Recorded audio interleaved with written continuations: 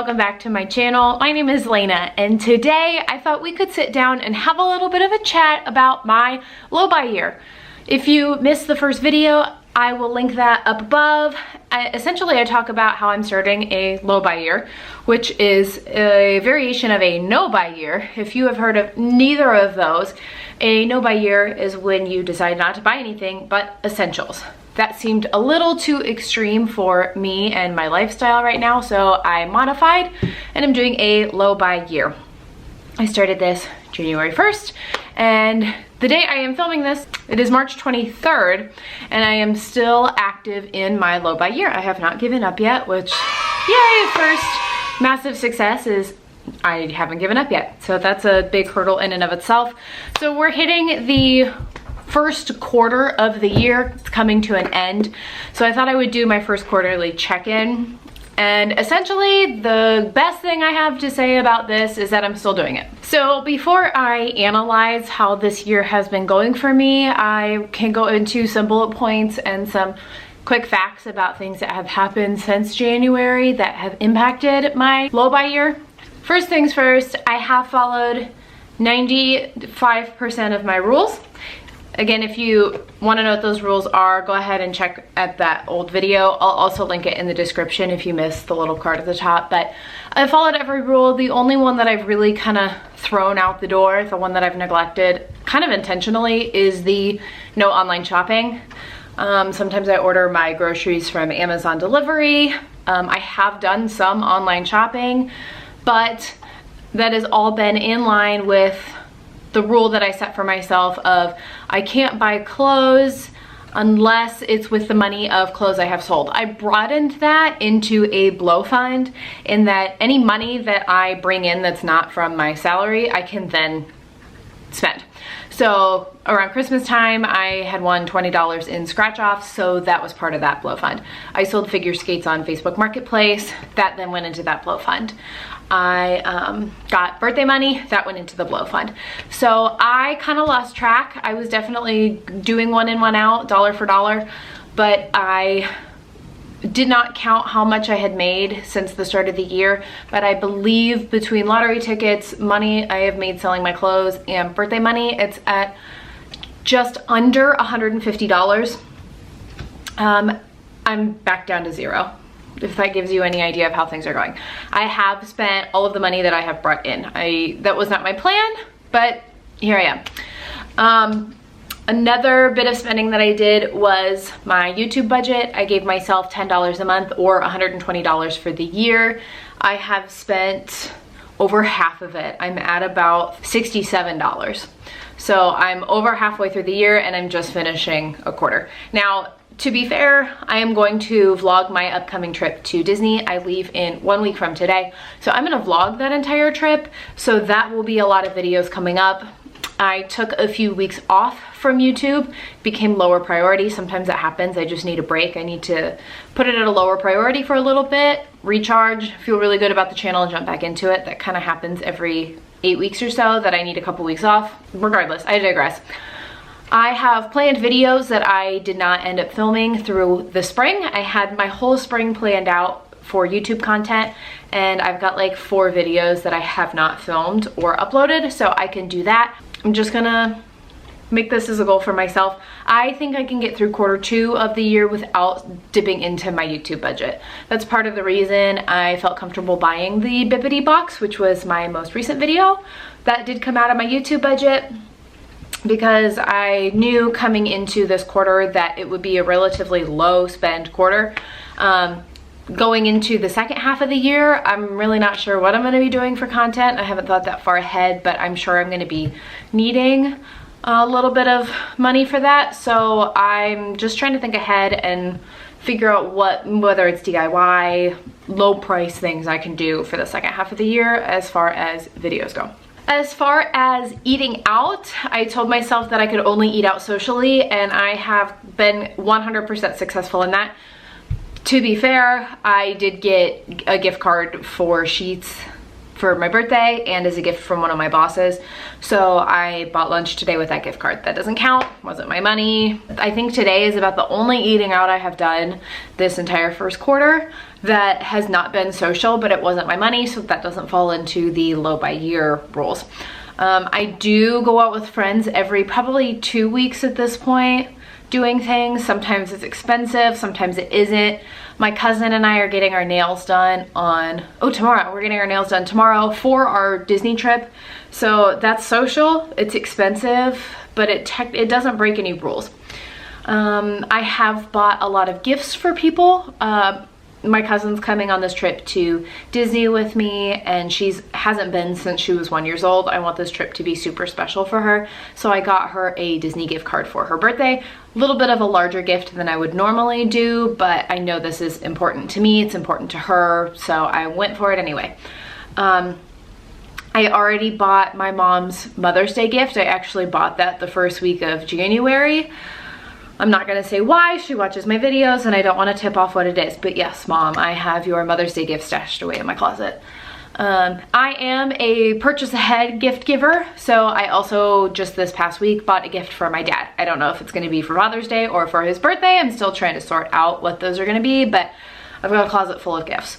Full disclosure, after Christmas, I did buy some clearance Christmas items that I'm stashing away for the next year's Christmas. So I've done a lot of spending as far as gift giving, nothing beyond reason, nothing overkill. I mean, it's all within budget. I would have spent that not on a low by year. It's not like I'm compensating for not spending on myself, but there's average amount of spending. I mean, it's kind of hard to quantify because I don't have a gift budget, but I know that this is how I normally give to friends and family, so I'm just rolling with it. Acting per usual in that regard. You will see I did a video going to the Cincinnati outlets, spent money there. I have bought books secondhand, spent money there. I have bought clothes secondhand. Now we're gonna get into the analyzing. While I am on a low by year and while I have not technically broken any rules, I feel like I'm not making sacrifices. I'm spending just about how I would normally. While I do have the parameter of I have to get that money somehow before I spend it, I'm still spending money. I think I ordered something different online every week for like 3 or 4 straight weeks, and that it feels like I'm cheating. So while I'm happy that I've made it this far in my low by year, while I would still call this year so far a success, mentally, I'm not in it like I hoped I would be. So I'm really happy I'm doing this quarter check-in now because I really need to refocus myself and recognize why I'm doing this, which is to pay off my debt. I have made $200 payment, so 2 $100 payments, $200 total towards my student loans. That's it. Which is, I make enough money that I should be putting more money aside to my debt when I'm technically not spending money anyway. So again, while I'm not breaking any rules, I feel like I've lost sight of why I'm doing this, and I'm still spending more than I had intended going into this. Something that came up unexpected early this year is Tanga got injured at a dog park and I had to drop several $100s on emergency vet bills. I guess you could say that's why I was doing the low by year. I can't put money towards my debt when I have several $100s just going out the door for an unexpected reason. That's called life. It's okay. I had that money in my savings account. It's not a big deal. But because of unexpected payments such as that, because I still seem to purchase things online, I need to reshift my thinking, reshift my focus, and go into quarter 2 with a better mindset. The big thing that's in the back of my brain that I didn't set any rules against this. I haven't broken my low by year in doing this, but something about it still feels slightly wrong. But I booked another trip to Disney World.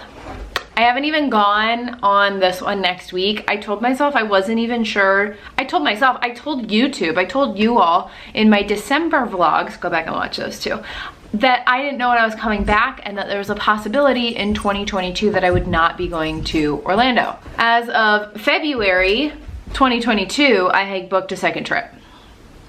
It's okay. I'm so excited about this. I'm renting DVC points again. I was originally gonna make this last trip in September, another vlog series you should watch. I was originally taking that trip as a solo trip and then my parents crashed it. So I decided to actually take my solo trip this year. It's literally Sunday to Tuesday, 2 nights. I'm flying one day, park day on day 2, I fly home on day 3. It's a quick trip, it's gonna be so relaxing. I'm calling it my self-care solo trip.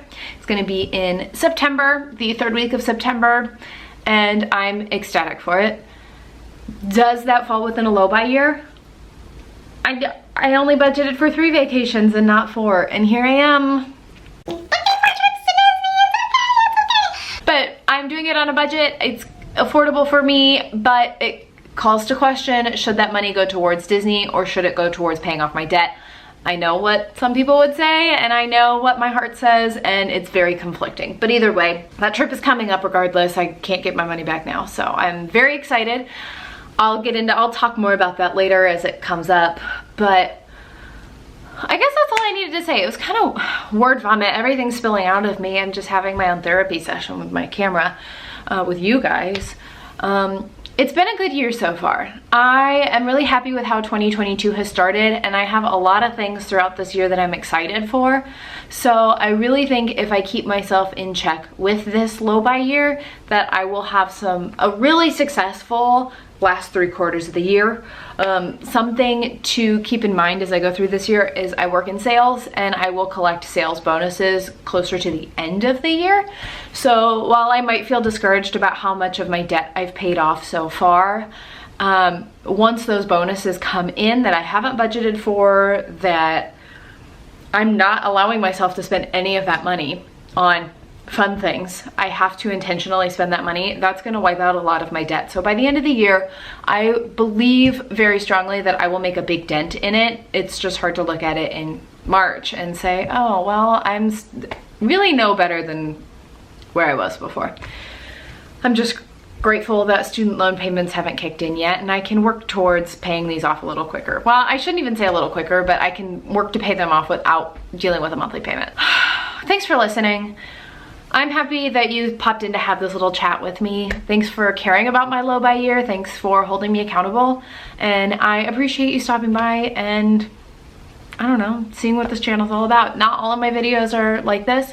Like I mentioned a few times, subtweeted myself, I have lots of vlogs you can go check out. I have unboxings, I have travel tips and tricks.